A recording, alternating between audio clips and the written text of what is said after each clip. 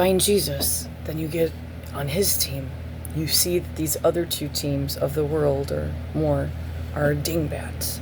And so when you shift all of your mind, your body, and your soul and your spirit to God, and he starts to reveal the truth to you about these tricks, once you're shifted, you're then with God. And that's where the magic happens. Most of the magic happens like that. It ain't no stomping around and people going whack. There are rare occasions where there would be combat or something necessary for protection. What I'm saying is this stuff here, right now, as devastating as it is,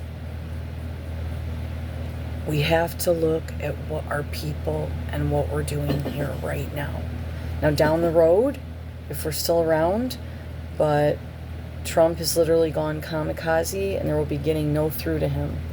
If those are even true videos of his eyes and his mind and the way he's behaving, he got the taste of whatever he got the taste of, and there ain't no looking back. You're looking at a tyrant type mentality lavishing in the power, and it's shifted already.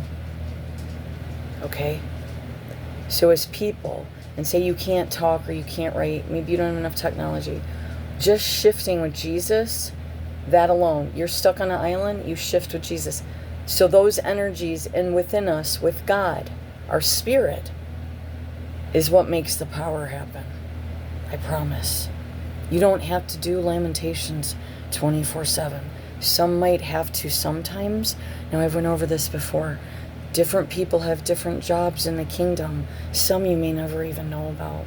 And they're some of the most intense workers of God's kingdom. Okay?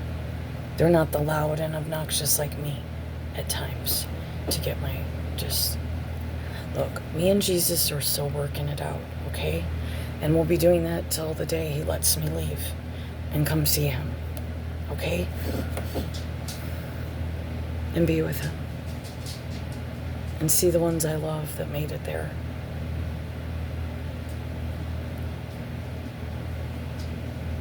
And okay, so this is the thing. We're going to do it right now, and it's super powerful.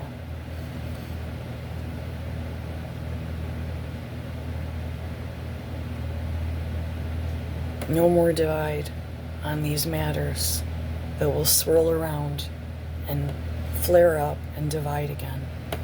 We love one another. If you need to go yell about the war, you don't want the war, you really think there isn't, no, we're not going to deal with that right now. We're going to deal with what we have going on right now. You go out and you state what you're doing in your protests and your rallies and your marches, but this is what you need to understand. Whack jobs do go out, okay, and do stupid stuff.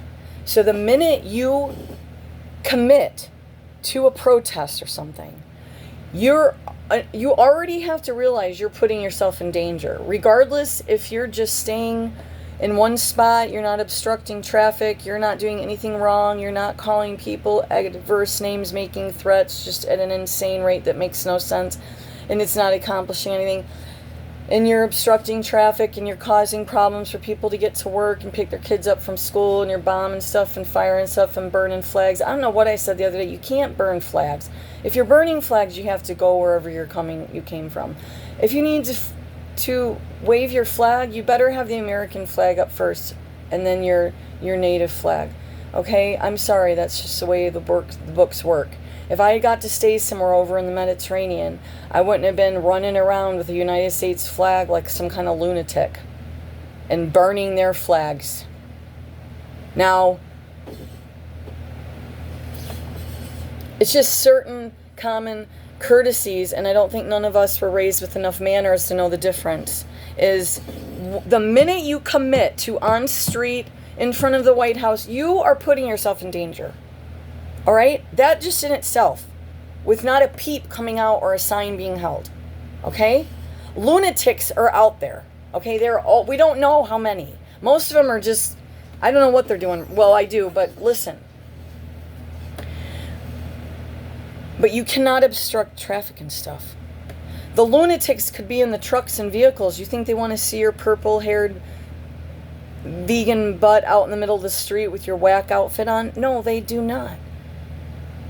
And if it's a semi or a truck, he's going to be pissed at your purple head for causing problems with Biden. So listen, people are not right. This would be, for me even, and I only went to very few of the really large gatherings. I was never that stupid. I've only went to one, and it was a peaceful poor people's campaign out in D.C., and it was a madhouse in itself. And it was actually very peaceful, but it was still wild. And it was a great experience, but I can't get into what happened in some of the areas of the situation, but nothing horribly, or it was, but not like a gun, no one got shot, there was no gunshots. It was a huge demonstration, so many people from everywhere, and it was just an experience of a lifetime. Other things of the trip were not a great experience for me of a lifetime, but I'm able to walk away from that trip and say, I'm going to take all the good of it. Okay. So that in itself, if you're going out in the street, you're feeling like you have to be boots on the ground. All right. But we also need to realize the dark forces are rising. God's letting them. And I've already got myself into backles because I wasn't going to be stalked by henchmen anymore. So either take me, get it over with, or whatnot, so my husband can move on in his own life. Okay? And my son, and make peace with the situation. And he already has, so we're all good. Alright, so that in itself, you're already courageous to just allow yourself out in an open air area where you don't know what loon or government agency or terrorist is standing up in the wakes, or some other problem going on in their head. Or heads and groups. The hyena groups. And they use bombs, knives, and guns, and they like blood and stuff like that. But outside of that, if you're feeling helpless, all you do is focus with Jesus. And sometimes we might need to beg. But what I'm saying is it's just a really simple thing. We just shift our whole bodies and minds into this other realm with Jesus. Sometimes we will dip back all the way back down into this realm. This stuff upsets me. I can't stand war, never could, never will. Never saw one that made one fucking ounce of sense. It was all sick. Most every single one.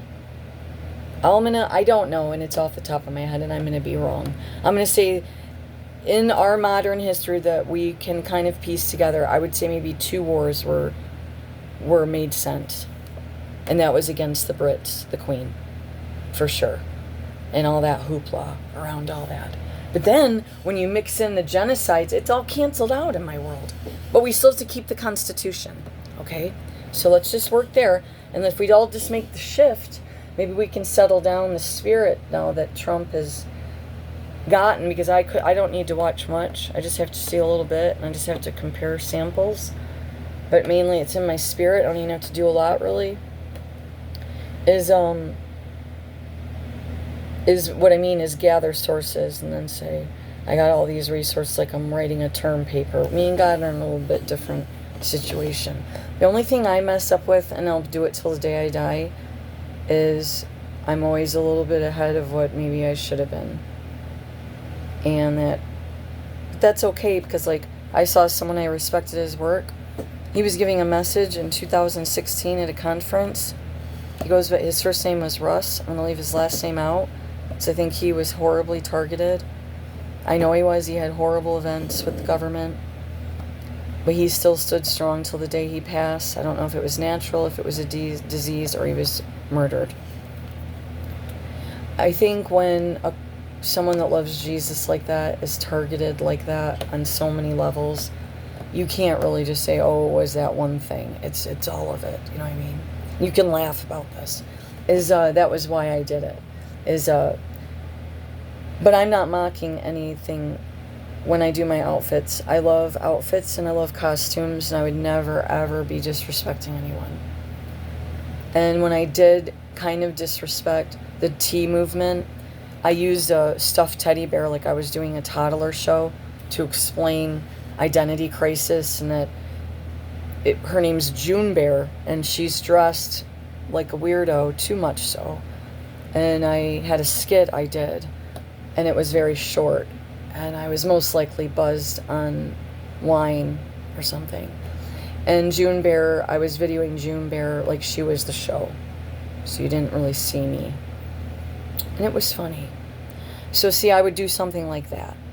And I told June Bear she could no longer, she had to take a leave of absence because she's having this gender identity issue, and it's going to cause problems at her work and her life and all that, and she can't bring that kind of nonsense to work. And that's what the skit was about.